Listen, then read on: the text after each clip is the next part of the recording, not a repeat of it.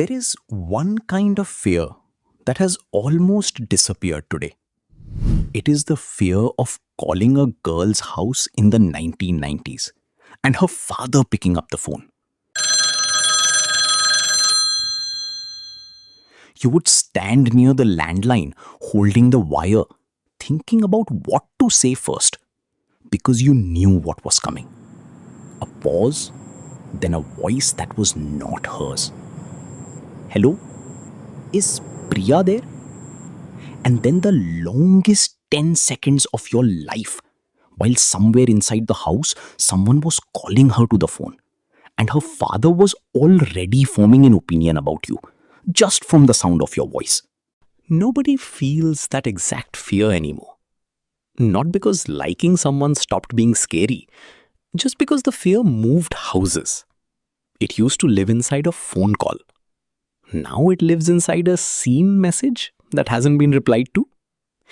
This is a story about that move, about what we lost between an STD booth and a social media feed, and about whether the people now trying to walk away from that feed are actually finding what they hope to find. Some memories of the old days are more golden than they really were. That happens with memory. It smooths out the boring parts and shines up the good ones. So this is not a story saying the past was simply better.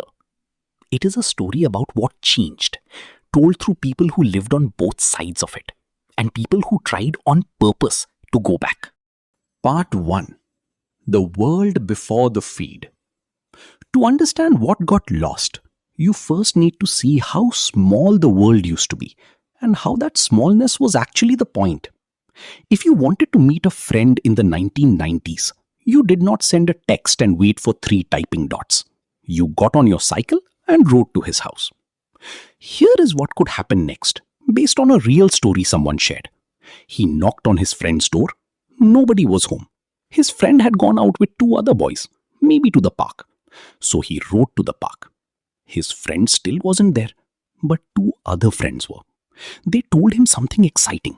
A 4th friend had just built his own small motorbike out of spare parts and wanted to try jumping it over a drain nearby. So the group rode there together instead. They spent the evening taking turns on the motorbike and even got chased a little by an angry stranger walking past.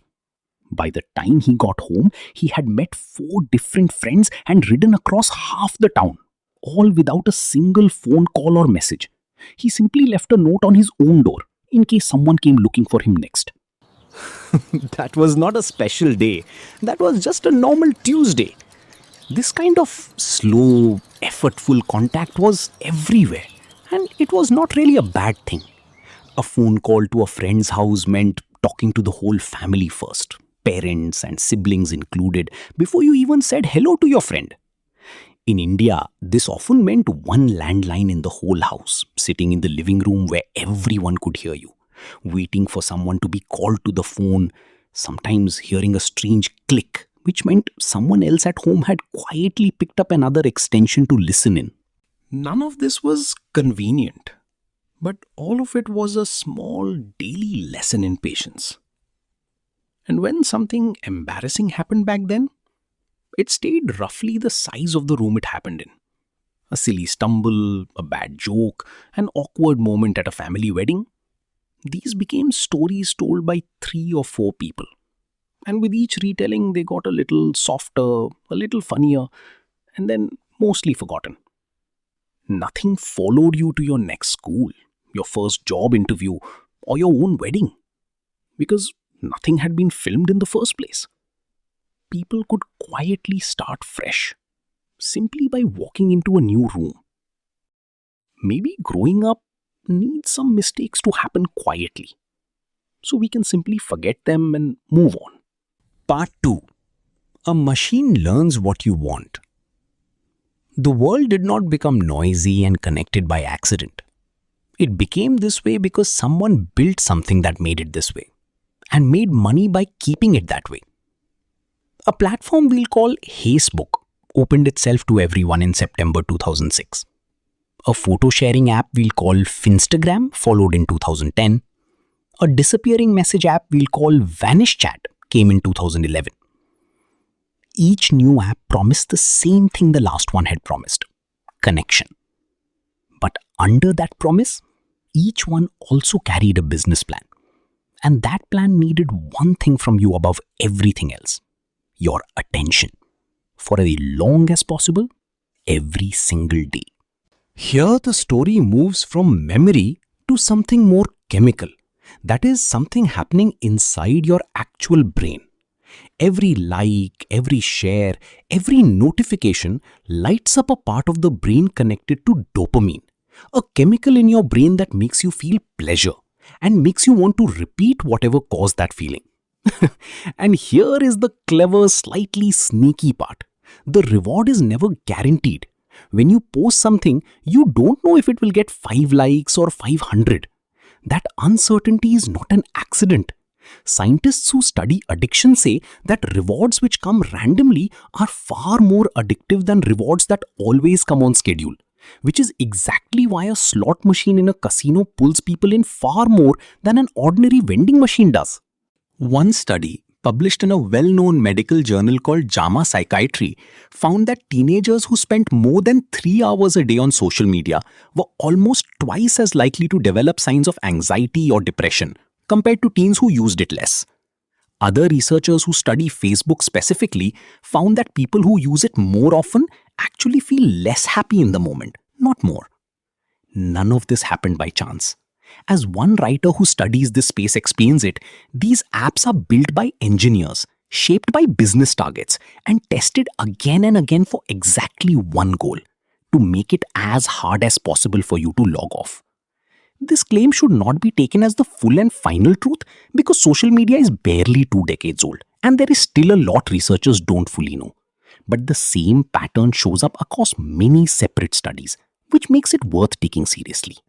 There is also a limit on how many friends your brain can truly handle, and it has nothing to do with willpower. Here's the detail behind that. A scientist named Robin Dunbar spent years studying how humans form groups. He found that a human brain can properly keep track of about 150 relationships at a time. Out of those 150, only about 5 can be truly close and deep. Social media asks you to hold hundreds, sometimes thousands of people lightly in your mind all day long, a job your brain was simply never built for. Some researchers believe this is exactly why a long scrolling session leaves you feeling so tired. Your brain is trying to process far more people than it has room for. Part 3. The ones who walked away. Which brings us to the people who, at some point, simply stopped. Some left by accident. One woman's phone fell into the toilet during a lockdown, and by the time she could get it fixed days later, she had already noticed something changing in her. Less panic, more calm, more time spent writing proper messages to people who actually wrote back. Others left on purpose. They deleted the apps and told people about it, so they couldn't quietly go back. But old habits don't disappear overnight. Some people said their thumb kept swiping toward the empty spot on their phone where Flinstagram used to be, even though there was nothing there anymore. The stories that follow are surprisingly similar to each other, and that similarity itself is worth noticing, rather than treating any single person's story as proof for everyone. Almost all of them talk about having more time. One writer worked out that the average person's daily social media use, added up over a full year, comes to roughly a month of waking hours, simply gone. Once off that habit, people describe picking up old hobbies again, finishing books they had meant to read for years, taking real walks with their dog, actually noticing the weather outside. They also talk about friendships becoming more deliberate, meaning done on purpose, with more thought. Without the easy habit of a like or a story reply standing in for real contact, some friendships quietly ended, and most people did not miss them much. What remained in most of these stories was a smaller circle of people, but one that felt richer and more real. And they describe a strange kind of relief in simply forgetting. Not needing to know what every old classmate is doing right now, this very second. Rediscovering that you can meet a friend, hear about her trip in her own words over chai, and feel like you missed nothing at all because you had not already seen the photos first. But not everyone agrees with this happy ending. So let's look at that side too. One study tried something different. It did not just ask people who already wanted to quit. Instead, it split volunteers into two groups. One group had to stop using social media. The other group kept using it like normal. The group that stopped did feel less stressed, but they also felt more lonely. They felt less happy with life and had more bad feelings overall. This seems to go against the happier stories we heard earlier. Why? The answer is probably preparation. People who choose to quit on their own usually prepare first. They start texting friends more, they plan coffee meetups, they build real connections before they leave the app behind. But people who are simply cut off with no warning lose a way to connect and have nothing ready to replace it. So the lesson is not that quitting is good or bad.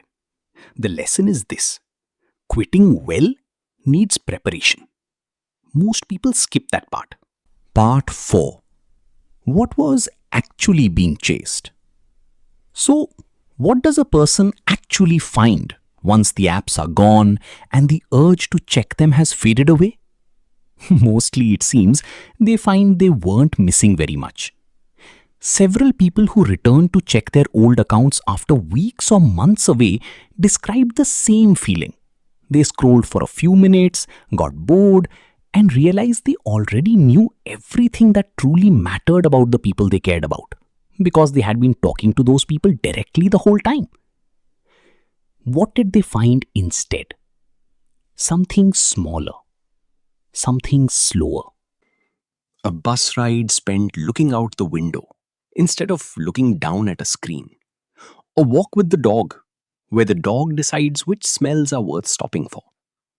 A room with 3 or 4 people just talking, with nobody performing for an audience. This brings us back to that phone call from the beginning. The wire stretched tight, a father's voice on the line. The fear in that moment was real, but so was what came after it. A voice worth waiting for. Never recorded, never repeated. Completely yours. We have posted millions of moments that went viral, and somehow the ones that mattered most never made it online at all. The walk nobody filmed, the phone call you were too nervous to make, but made anyway. Tonight's sky, the exact way it looks right now, which only the people actually looking up will ever see, because no camera can hold it, and no algorithm will ever rank it. Close the app. Look up. That moment does not need a camera to be real. It only needs you paying attention while it is still happening.